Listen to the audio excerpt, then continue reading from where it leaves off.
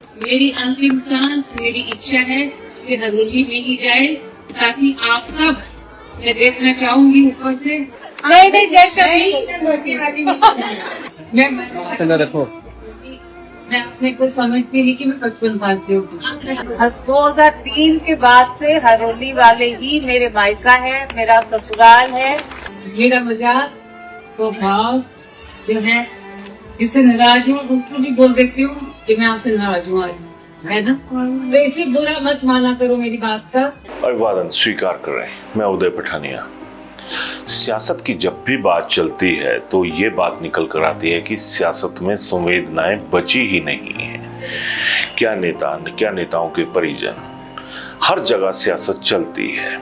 लेकिन बीते दिनों ऊना में एक ऐसा माहौल बना जो गमगीन भी था और कहीं न कहीं जाके वो सुखद भी था। गमगीन था सिर्फ एक परिवार के लिए, और अगर मैं ये कहूं कि उस गम में भी एक सुख था तो गलत नहीं होगा। मसला था मुकेश अग्निहोत्री की उस जनसभा का, जनसभा तो नहीं खैर कह सकते, उस कार्यकर्ता सम्मेलन का जिसमें मुकेश अग्निहोत्री ने शिरकत की। और इस मौके पर उनकी बिटिया आस्था अग्निहोत्री भी उनके साथ थी। और जब मुकेश माइक पर पहुंचे तो उनका दिल सियासत वाले दिमाग का साथ नहीं दे रहा था। उनका दिल पूरी तरह से एक बाप का दिल, एक पति का दिल, तमाम चीजों को वो दिल समेटे हुए था।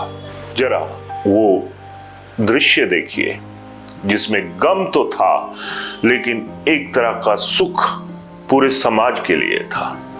तो जरा ध्यान से ये वीडियो देखिएगा। घर में तो हम 3 लोग ही हैं, 3 लोग ही थे, और परिस्थितियां सब आपके सामने है। तो आपने देखा मुकेश ने कहा कि हम तो 3 ही लोग हैं।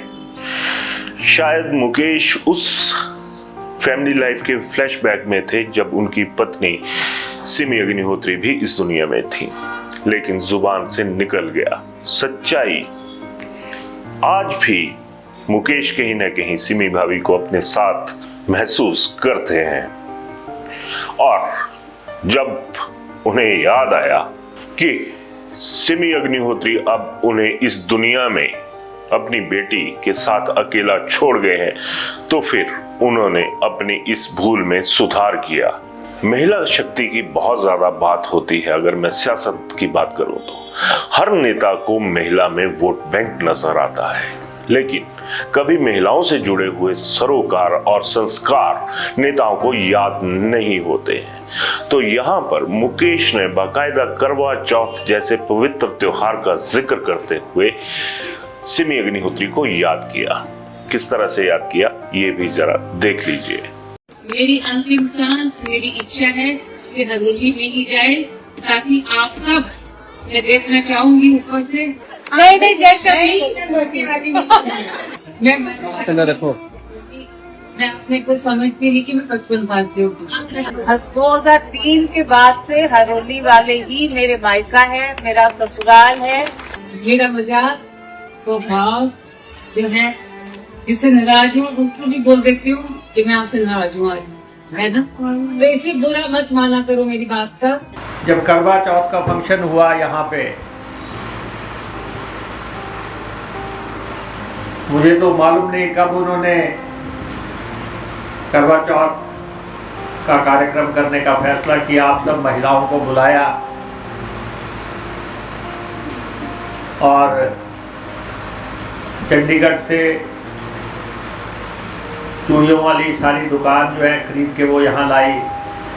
मेहंदी के लोग वो भी चंडीगढ़ से लेके आई।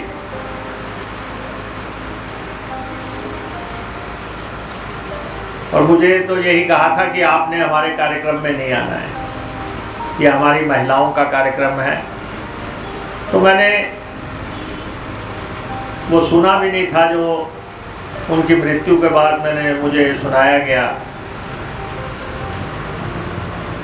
कि कमोवेश उन्होंने वहाँ पे कहा कि मैं ऊपर से देखूंगी कि कौन कौन मुझे लकड़ियाँ डालता है।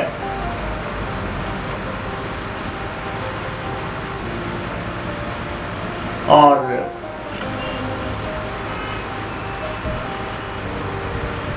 जो भी उन्होंने कहा, अभी तो जैसे आस्था जी ने बताया आपको कि मुझे तो यही कहा था कि मैं अब अगले 3 महीने पार्लियामेंट है, मैं वहीं पे रहूंगी। जो ईश्वर को मंजूर है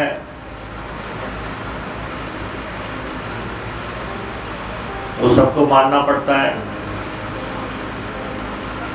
लेकिन मैं आप सबको यही कहना चाहता हूं कि अब जीवन का मकसद सीमित हो गया है। मेहंदी की नोक से लेकर फूलों तक का जिक्र मुकेश ने किया और ये भी कहा कि जब ये कार्यक्रम होना था तो चंडीगढ़ से सिमी फूलों का एक पूरा दुकान जो थी वो खरीद कर हरोली लौटी थी और मुकेश को ये ताकीद भी की थी कि ये महिलाओं का कार्यक्रम है, आप यहाँ पर बिल्कुल ना आइएगा।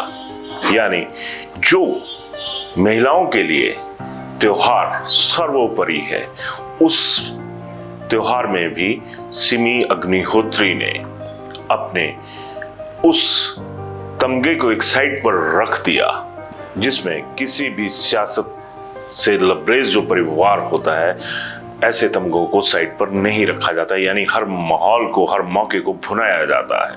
लेकिन सिमी अग्निहोत्री ने अपने पति को साफ कह दिया था कि आप हमारे इस समारोह में नहीं आएंगे। साफ था, समाज एक तरफ, समाज के साथ प्यार एक तरफ और जो सियासत है वो एक तरफ। किसी महिला को सम्मान कैसे दिया जा सकता है या कैसे दिया जाता है, ये भी मुकेश ने साबित कर दिया। उन्होंने क्या कहा जरा ये सुन लीजिए। जब मैंने कहा था महिलाओं को 1500 रुपए देने, मेरी बड़ी आलोचना हुई पूरे प्रदेश में, पार्टी के भीतर के लोगों ने भी की। आखिर वो दिन आ गया कि अधिसूचना जारी हो गई कि हिमाचल प्रदेश की हर महिला को 1500 रुपया देना पड़ेगा। 4 दिन आगे हो सकता है काम मुकेश अग्निहोत्री का कहा हुआ, 4 दिन पीछे हो सकता है। और मैंने जैसे आपको कहा, मेरे जीवन का कोई मकसद नहीं है, अब कोई बहुत बड़ा मकसद अपने लिए कोई नहीं बचा हुआ है। मेरा मकसद सिर्फ आप है, आप ही मेरा परिवार है। जीवन का जो मकसद है वो उन्होंने बता दिया कि अब हरोली ही मेरा परिवार है, अब मैं आप हरोली के लोगों के लिए काम करूंगा। इससे बड़ा समर्पण भाव क्या होगा समाज के प्रति, अपनी पत्नी के प्रति, कि मुकेश ने ये भी कहा जो शायद ही कोई अन्य नेता कह पाए। जरा सुनिए मुकेश ने क्या कहा। सिमी अग्निहोत्री के बारे में मैं यही कह सकता हूं कि एक सामान्य इंसान से उन्होंने मुझे इस बुलंदी तक पहुंचाया। शायद उनके जीवन का यही मकसद था कि हमारे जीवन में वो आई और हमें यहाँ तक पहुँचा के, ना उनमें कोई स्वार्थ था, साथी थी। और ये मैं हरोली के लोगों को विश्वास दिलाना चाहता हूँ। हालांकि मैं एक पार्टी विशेष से संबंध रखता हूँ, लेकिन मेरे जीवन में अब पार्टी नाम की कोई चीज़ नहीं है। मैं आप सबका हूँ, सारी हरोली का हूँ, हर व्यक्ति का हूँ। मेरा मकसद अब पार्टी की दीवारों से ऊपर उठ के जो बाकी जीवन है वो मैं आप सबकी सेवा में समर्पित रखूँ, यही मेरा मकसद रहेगा। तो सुना आपने, मुकेश ने साफ कहा कि अब मेरे लिए कोई अहमियत नहीं बची है, अब अहम है तो सिर्फ समाज और समाज में बसे हुए लोग और उनकी भावनाएं। मुकेश अपने संबोधन में ये भी कह गए कि आज मैं जिस जगह पे हूँ वो सिर्फ और सिर्फ सिमी अग्निहोत्री की वजह से है, हरोली के लोगों की प्यार की वजह से है। कर्मों की बात हम आप लोग तो करते हैं, लेकिन जिस नेता में आम आदमी जैसा दिल होगा, आम आदमी जैसी भावनाएं होंगी, आम आदमी जैसे धर्म या फिर जो सामाजिक मान्यताएं होती हैं, धार्मिक मान्यताएं होती हैं, उनके लिए इज्जत भी होती है। मुकेश ने किस तरह से अपने कर्मों का जिक्र किया, पूर्व जन्म के कर्मों का जिक्र किया, जरा ये भी सुन लीजिए। जिस दिन मैडम की डेथ भी हुई उस दिन भी हमने एक बच्चे के ऑपरेशन के लिए 2.5 लाख रुपए दिया, उसका दिल का इलाज कराने के लिए। ये हमारा दुर्भाग्य था कि हमें मैडम को हॉस्पिटल ले जाने का टाइम नहीं मिला। ये ऊपर वाले का फैसला है। वो हमने कोई बुरा कर्म किया होगा क्या? पूर्व जन्म का हमारा कोई ऐसा काम रहा होगा जो कि हमें जीवन की सबसे बड़ी सजा जो भी दी जा सकती थी वो ईश्वर से मिली है।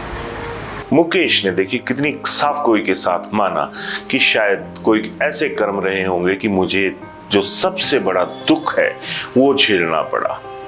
और आज की सियासत देखिए, कर्मों की तो किसी नेता के लिए परवाह नजर ही नहीं आती है। मुकेश ने अपनी दिवंगत पत्नी के लिए जितना प्यार उड़ेला, उससे कहीं ज्यादा मुकेश एक पिता की तरह, एक सामान्य पिता की तरह नजर आए। उन्होंने आस्था का जिक्र करते हुए कहा कि आस्था तो कल अपने ससुराल चली जाएगी, और ये कहते हुए मुकेश भावुक भी हुए, क्योंकि आस्था अग्निहोत्री की शादी हो जाएगी, चली जाएगी, मैं आपके पास हूँ। और मैं कोई बड़ी राजनीति जो है, झूठ की राजनीति, प्रेम की राजनीति करने का मेरा कोई मकसद नहीं बचा है। मैं जो कुछ हूँ आपके सामने हूँ, उसी ढंग से आपके सामने प्रस्तुत हूँ। जो आपके लिए कर पाऊँगा, हरोली के लिए कर पाऊँगा, आपकी अपनी बहनों के लिए कर पाऊँगा, आपके बच्चों के लिए कर पाऊँगा पूरे तन्मयता से। और मेरी बेटी बार बार बोलती है मम्मा को मोक्ष मिले। मम्मा को मोक्ष तभी मिलेगा जब सारी हरोली प्रसन्न होगी। एक बिटिया का ससुराल जाना बहुत बड़ी बात होती है। जिस बच्चे को इतना पाला पोसा, उसको बाद में कहीं और भेजना, एक जिगरा चाहिए उसके लिए, और जिगरा तो शायद आज के सियासतदानों में बचा नहीं है। ये मुकेश ही हैं जिन्होंने ये कहा कि आस्था सियासत में नहीं आएगी, नहीं तो मार्मिक माहौल में अपने लिए वोट जुटाना, अपने किसी परिवार के अन्य सदस्यों को स्थापित करना नेताओं की प्राथमिकता होती है। लेकिन मुकेश की प्राथमिकता कहीं ना कहीं एक बार फिर से भावनात्मक तौर पर सामने आई, और वो थी प्रदेश की जनता, हरोली की जनता। अब चलते चलते जरा आस्था का वो बयान भी सुन लीजिए जिसमें वो क्या कह रही है। इस दुख की घड़ी में आप सबने हमारा साथ दिया, परिवार की तरह हमारे साथ खड़े रहे। मैं आप सबकी ऋणी रहूंगी। और मेरी मम्मा हमेशा मुझे सिखाती थी कि ये याद रखना कि अगर तुम आज बड़ी गाड़ियों में घूमती हो, सरकारी तामझाम के साथ एक काफिला चलता है, इसमें हमारे कार्यकर्ताओं का अहम योगदान है। मैं यही उम्मीद करती हूँ जिस तरह मम्मा में दृढ़ संकल्प था, हम सब में वैसा संकल्प आ सके, सही और गलत में फर्क करने की क्षमता आ सके, और हम मम्मा के दिखाए रास्ते पे आगे बढ़े। अभी वो इसीलिए आई थी क्योंकि लोकसभा का चुनाव था, तो उन्होंने संकल्प लिया था कि लोकसभा का चुनाव की कमान हरोली में वो संभालेंगी। वो आप सबके साथ कंधे से कंधा मिलाकर चलेंगी, और जगराता इसीलिए रखा था कि कोई भी कार्य करने से पहले ईश्वर को याद करना चाहिए। आप सब जानते हैं कि उनकी माता में अटूट आस्था थी, वो ना जगराता हो पाया, पर हमें यही उम्मीद करती हूँ, यही प्रार्थना है कि मम्मा को मोक्ष मिले। और आप सब वैसे ही आते रहे हमारे घर, जैसे जब मम्मा थी आप आते थे। आप सब वैसे ही रौनक लगाएं, आप मुझे मिलने आए, आप साथ और आशीर्वाद देते रहे। आस्था जितनी प्यारी बच्ची है, उसके संस्कार भी उतने ही प्यारे हैं।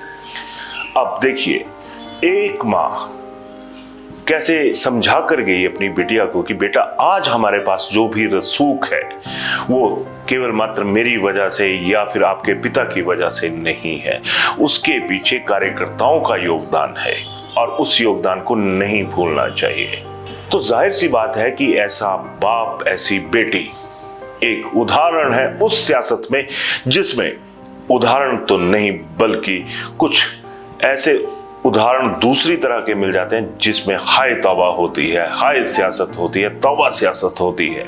लेकिन इस माहौल में भी इस तरह की पिता का, इस तरह की बिटिया का होना एक सुखद संकेत तो है। तो ये जो माहौल आपने देखा, ये जो दर्द आपने देखा, ये जो भावनाएं आपने देखी, ये जरूर बताइएगा कि क्या आपको आम आदमी जैसी नहीं लगी? क्या सियासत में कभी आपने ऐसा प्यार, ऐसा दुख देखा है जो आम आदमी में भी पसरा हो? सियासत तो चहुं और पसरी है। जो ये आपने एक तरह का दर्द देखा, दो लोगों का दर्द देखा और उस दर्द में आम आदमी के लिए जो सुख हो सकता है उसकी झलक देखी। इस पर अपनी राय जरूर दीजिएगा कि क्या ये सच में अलग नहीं है क्या? धन्यवाद।